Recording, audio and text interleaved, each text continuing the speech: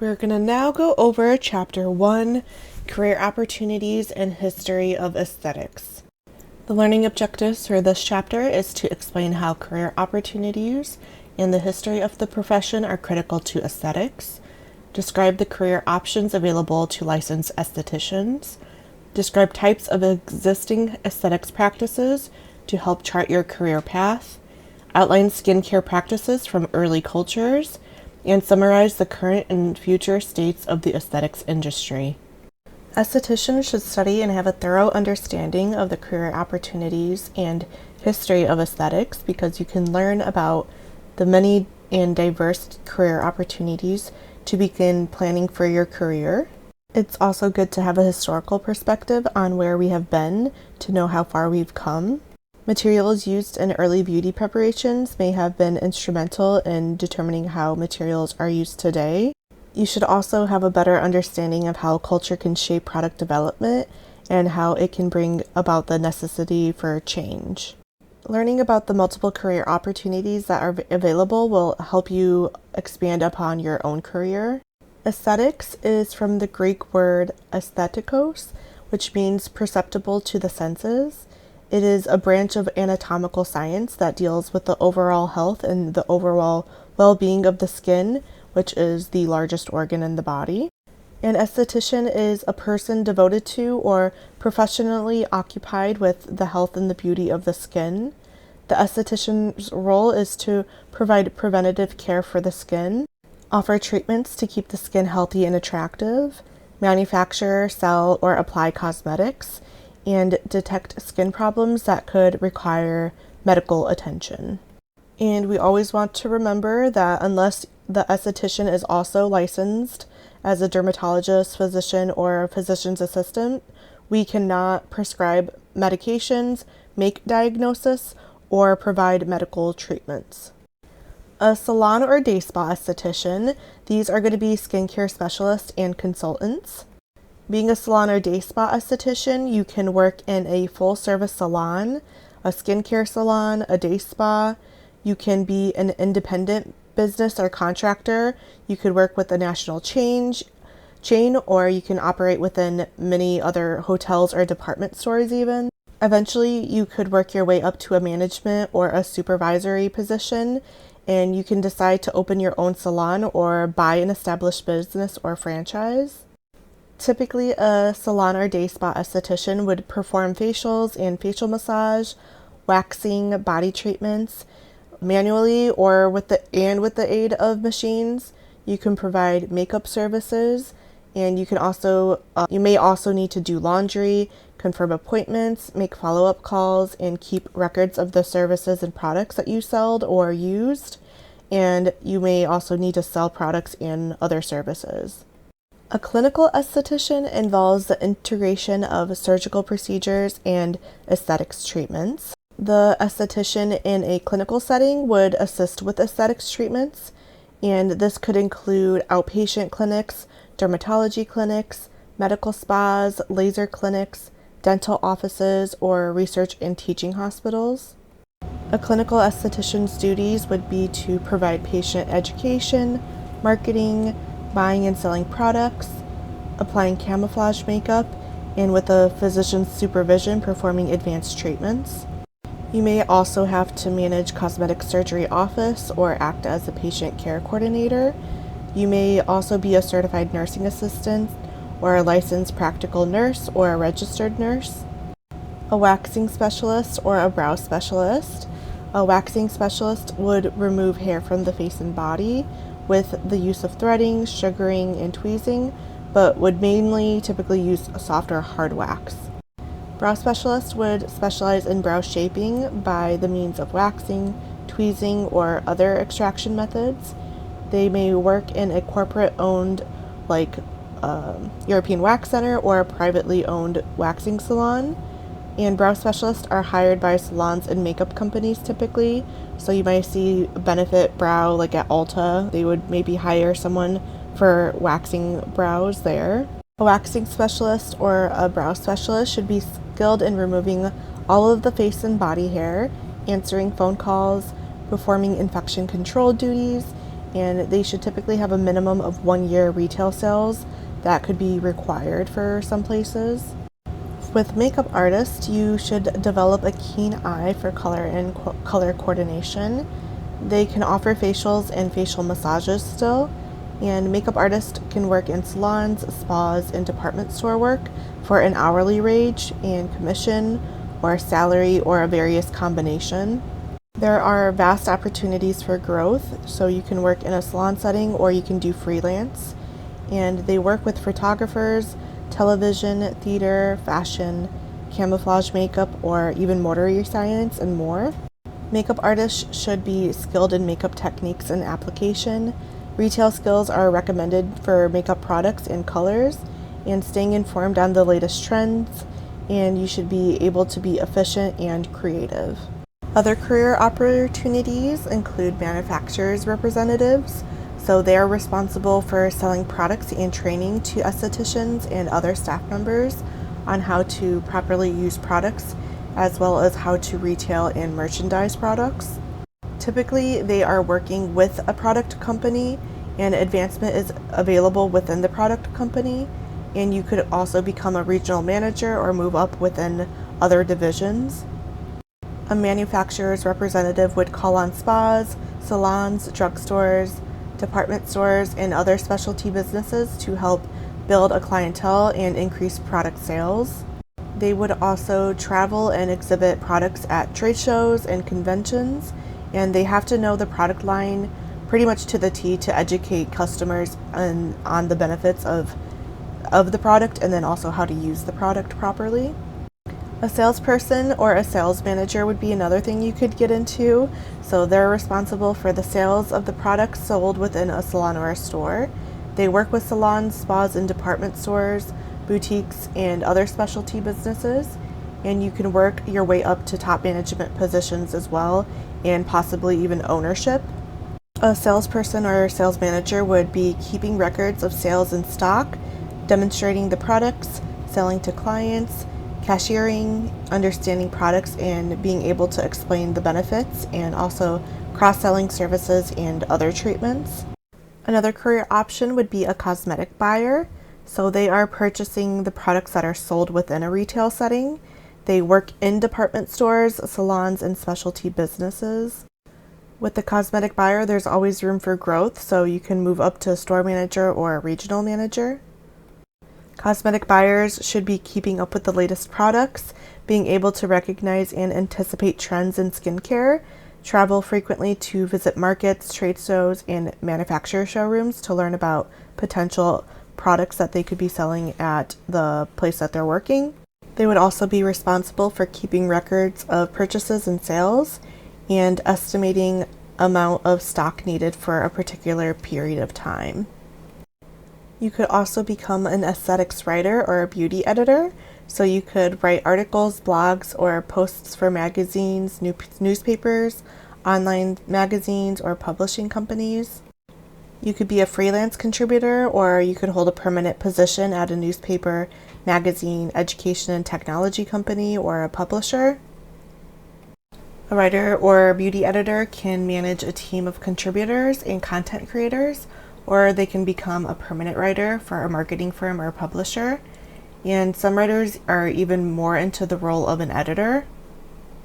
Duties would include writing intriguing articles or posts, proofreading and verifying references, having strong communication, research and writing skills, having a social media presence, being well immersed in the industry trends and skincare topics, and then also other beauty related research.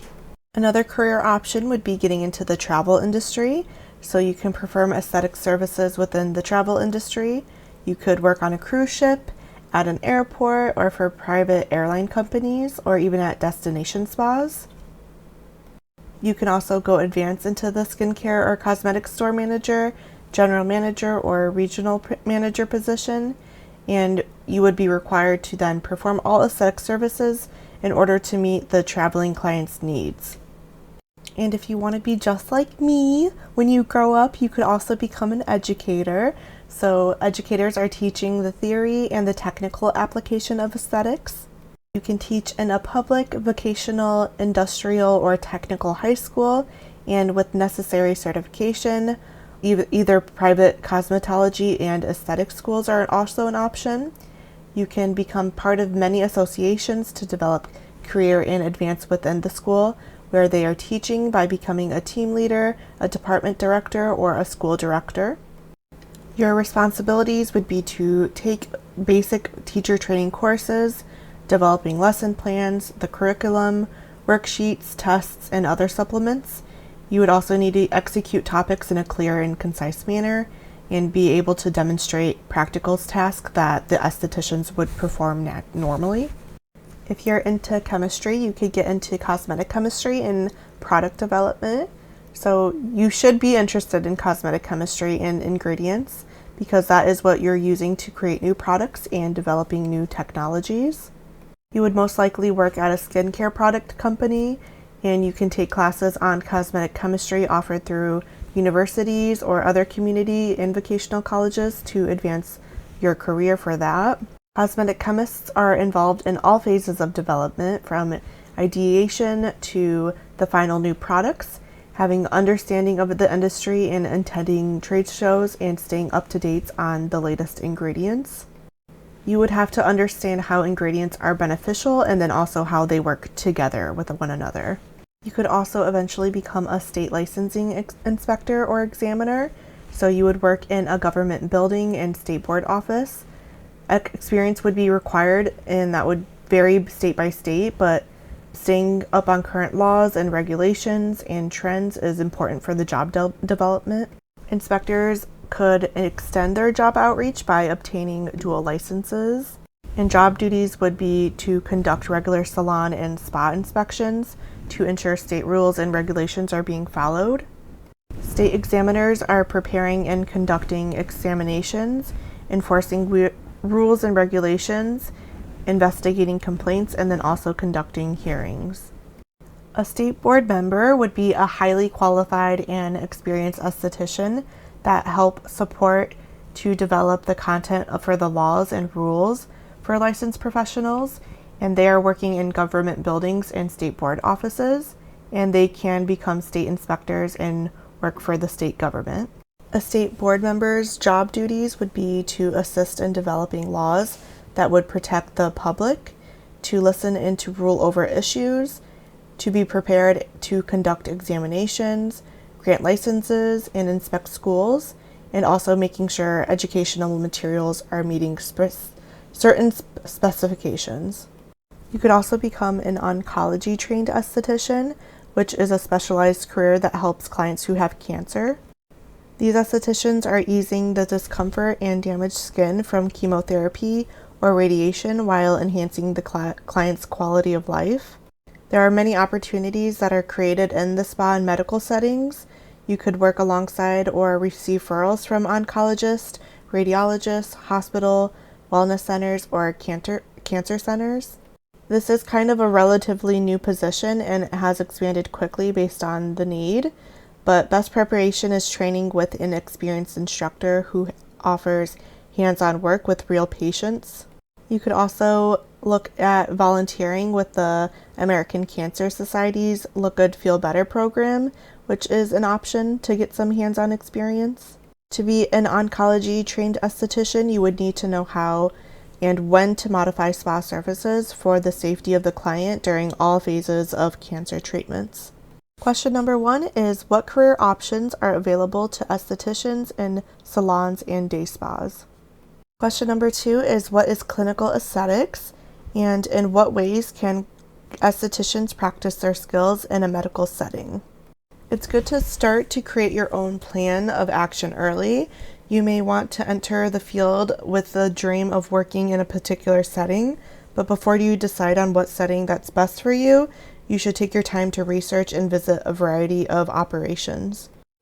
Franchise salons or spas are owned by individuals who pay a certain fee to use the company name, but they are a part of a larger organization or a chain of salons. They operate according to a specified business plan and set protocols. They all note that the important decisions, so the size, location, decor, and services are dictated by a parent company. Independently owned skincare clinics and day spas, the owner has a greater freedom and control in decision making, unlike the franchise salon or spa. There may be less benefits, however, that doesn't mean the income is inadequate. And this is generally a good fit for practitioners who prefer a more intimate setting and like to work closely with a smaller group or practitioners. And being independently owned, it's a greater opportunity to build long-lasting relationships with clientele. A full-service salon or day spa is going to be more fast-paced. It's appealing to those who appreciate the full spectrum of beauty, and there's an opportunity to become a part of a larger team or a network.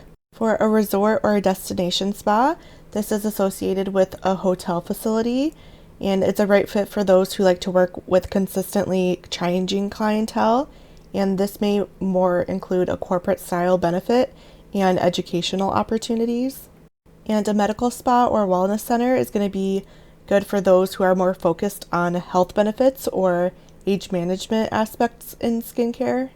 Moving into early cultures to modern day skincare practices, much of today's skincare and body therapies are rooted in the practices and attempts of earlier civilization to ward off diseases in order to live healthier and longer lives. In ancient Egypt, they used cosmetics for personal beautification, religious ceremonies, and in also preparing the deceased for burial. Ancient Egypt kind of dated back to one of the earlier uses of henna, which is a dye from some kind of tree, and it's used as a reddish hair dye. It can be used as a temporary tattoo. It was also used for body art and on the fingernails. And in ancient Greece, cosmetics and cosmetology actually comes from the Greek word kosmetikos, which means skilled in the use of cosmetics. The Greeks bathed in olive oil and dusted their bodies with fine sand to regulate their body temperature and for sun protection as well. They also used honey and olive oil for elemental protection. Ancient Rome was famous for their bathhouses, which are in really nice public buildings. They used steam therapy, body scrubs, massage, and other physical therapies that were available in these bathhouses. Bathing and grooming rituals also included applying rich oils and fragrances made from flowers, saffron, almonds, and other ingredients. In Asia, specifically in China and Japan, geishas removed their body hair using a technique similar to today's threading, so they wrapped a thread around and extracted each hair. Japanese women used a paper called botorigami to blot oil from the skin and reduce the shine. Chinese women mixed rice with water as a toner and used turmeric as a main ingredient in their facial mask to help prevent wrinkles and skin discoloration. And the recipes for masks and creams using crushed pearls, ginger, ginseng, and based on plants date back to thousands of years. So, and a lot of those we can kind of see in skincare nowadays. And in Africa, since ancient times, Africans have created remedies and grooming aids for materials found in their natural environment, such as roots, berries, and clay. They often adorned themselves or dressed up in or painted themselves in a variety of colors to blend in with their environment for hunting. In the Middle Ages, healing with particularly herbs was largely in the hands of the churches. Pale skin was a sign of wealth and status, and women wore colored makeup on their cheeks and lips, but not typically on their eyes. And bathing was not a daily ritual, but for those who could afford them, they did use fragrant oils. In the Renaissance era, women shaved their eyebrows and hairline to show greater expansive of their forehead for a look of greater intelligence. Also, fragrances and cosmetics were used, although highly colored preparations for lips, cheeks, and eyes were discouraged. And during the mid-1500s reign of Elizabeth I, men and women used lead and arsenic face powder to adorn themselves, and that kind of killed them off very young because of that. In the age of extravagance, Marie Antoinette was Queen of France from 1755 to 1793. Women of status bathed in strawberries and milk and used extravagant cosmetic preparations like scented face powder made from pulverized starch. Lips and cheek were often brightly colored in pink and orange shades by using crushed geranium petals, and small silk patches were used to decorate the face and conceal blemishes. In the Victorian age, modesty was greatly valued, and makeup and showy clothing were discouraged except in the theater. Women used beauty masks and packs made from honey, eggs, milk, oatmeal, fruits, vegetables, and other natural ingredients to help preserve skin health and beauty. Victorian women pinched their cheeks and also built their lips to induce a more natural color rather than using cosmetics like lipstick and rouge. For question number 3, I want you to describe the facial masks women used during the Victorian age. And so as we can see, each decade seemed to have an inherently different look, and today changes occur a lot more rapidly. And since life has become a little bit more fast-paced and stressful, environmental assaults on the skin have also increased. For our consumers, anti-aging is going to be our top priority, but there is a continued growth in men's skincare. There's also an interest in vegan skincare and facial masks, especially charcoal and clay. There's also more of a development of gluten-free skincare and makeup products on the rise. But baby boomers, which are Americans born between 1946 and 1964, constitute the largest generation in the U.S. history. They are the largest single marketing for skincare products and services. There are also plenty of opportunity for estheticians in newer settings, such as lifestyle and retirement centers. With ingredients, there is organic cosmetics that are growing in popularity, new ingredients and therapies for wrinkles, skin cancer, and general health will continue in development. Cell and tissue protectants will continue to be sought after for anti-aging, and technology advancement ingredients are effective for various skin problems, including plant stem cells and peptides. Antioxidants and other vitamins are also being used in different ways to affect the skin. With technology, the 20th century brought about tretinoin, which is Retin-A, Botox, alpha hydroxy acid, and oxygen facials, and the use of galvanic current, radiofrequency, lasers, high-frequency machines, and a myriad of sought-after cosmetic surgery procedures. But the interest of less invasive technology is here to stay, so device manufacturers will continue to innovate and improve existing technologies to create new ones. With facilities and services, the U.S. Department of Labor predicts a rapid growth of full-service day spas and a growing demand for practitioners that are licensed to provide a broad range of services. They also predict more subspecialties in aesthetics, massage, wellness, and women's fitness centers that may be partnered with medical facilities. There may also be more estheticians as independent practitioners who make home, office, and hotel visits. And here's a list of some of the other advancements in the aesthetics industry in the 2000s. So popular procedures in medical spas include laser hair reduction, chemical peels, microdermabrasion, and advancements in aesthetics procedures. So light therapies, lasers, microcurrent, ultrasound, microneedling, dermaplaning, chemical peels, microcurrent, and ultrasound cavitation. There's been advancements with product ingredient delivery systems, so microencapsulation and microsponges. There's also been advancements with device treatments to allow for better ingredient delivery, so with derma rolling, dermaplaning, microneedling, ultrasound, and ultrasonic machines.